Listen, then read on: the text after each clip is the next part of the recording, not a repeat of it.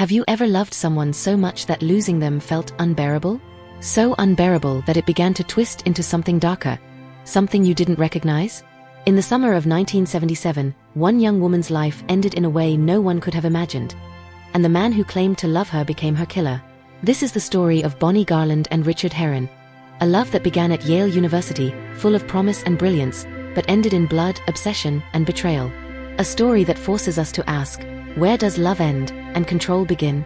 If you're fascinated by dark psychology, toxic love stories, and the shadow side of human behavior, make sure you hit subscribe and turn on notifications. We uncover stories like this every week. Now, let's dive in. To understand how this tragedy unfolded, we have to begin at Yale University in the mid-1970s. Bonnie Garland was the kind of person everyone noticed when she entered a room. Bright, musically gifted, confident but kind. She was studying music at Yale and often described as radiant, the daughter of a well-known lawyer and a psychologist. Her life seemed painted in soft pastels, privilege, talent, and promise. Then there was Richard Herron. He came from a very different world, the poor, working-class neighborhoods of East Los Angeles. He was half Mexican, half Irish, and had grown up in poverty, raised primarily by his mother. But Richard was ambitious.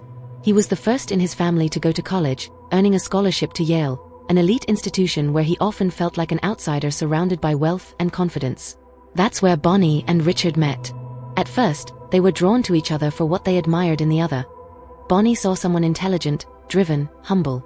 Richard saw someone warm, educated, and perhaps, a symbol of everything he wanted in life but never had.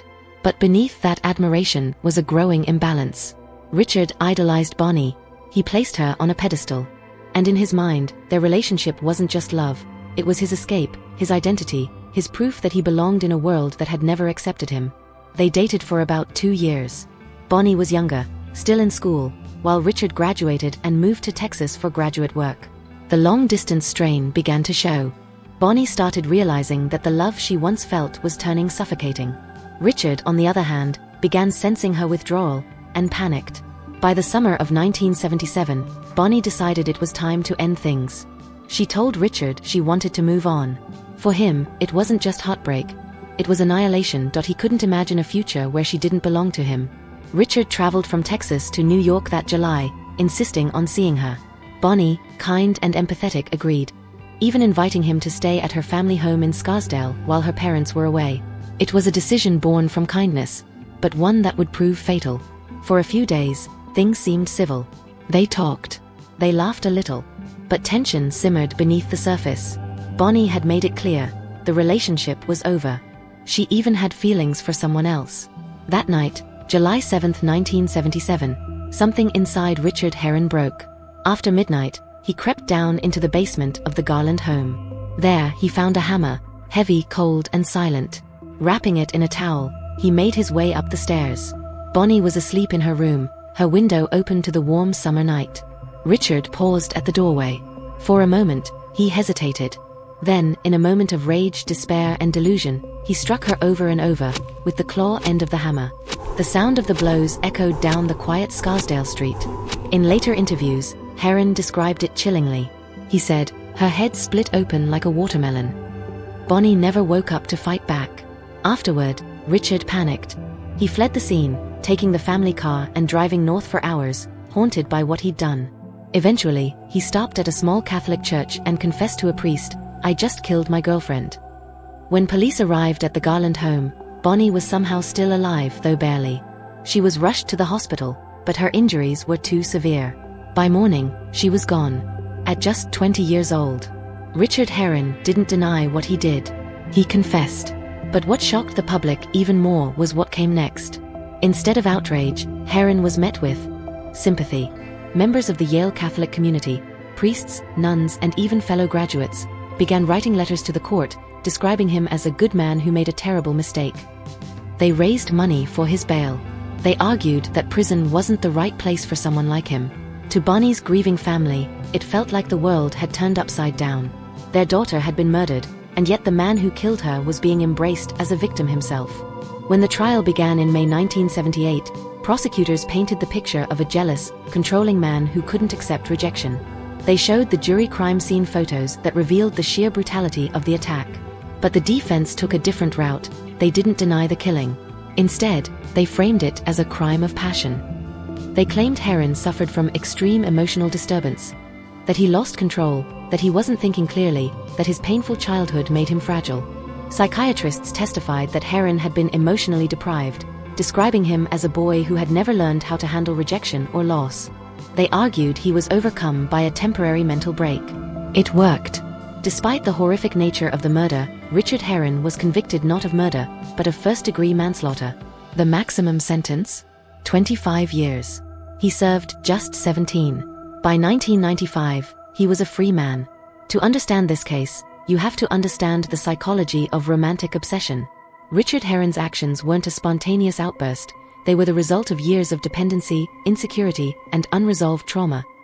Psychologists often describe this as attachment panic. When someone builds their identity around another person, seeing them as the only source of validation, rejection can trigger a psychological collapse.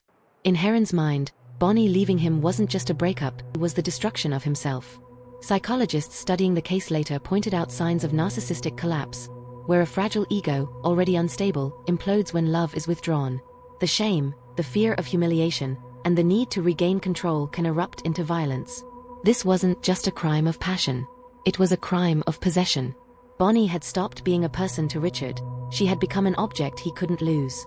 Years later, even from prison, Heron's story took another twist. He got married to a woman who had met him through prison correspondence.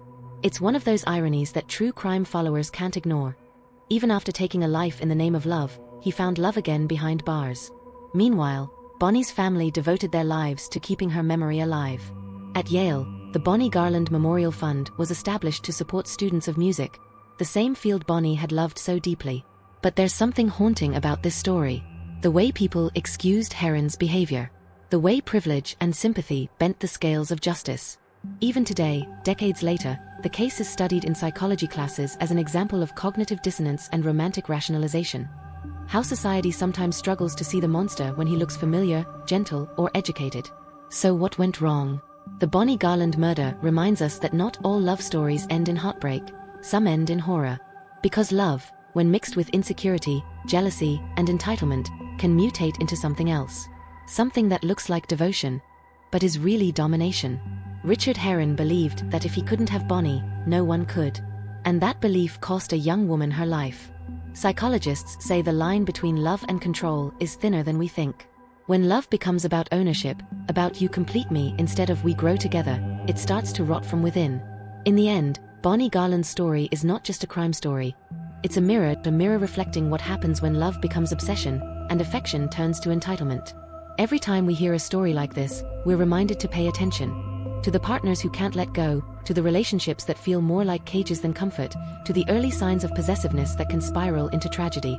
If this story resonated with you, if it made you think or sent chills down your spine, hit subscribe, like, and share this video. It helps the channel grow and helps more people understand the dark psychology behind crimes like these. Because the truth is, love can heal, but when twisted by ego and fear, it can destroy. This was the story of Bonnie Garland, a fatal romance at Yale.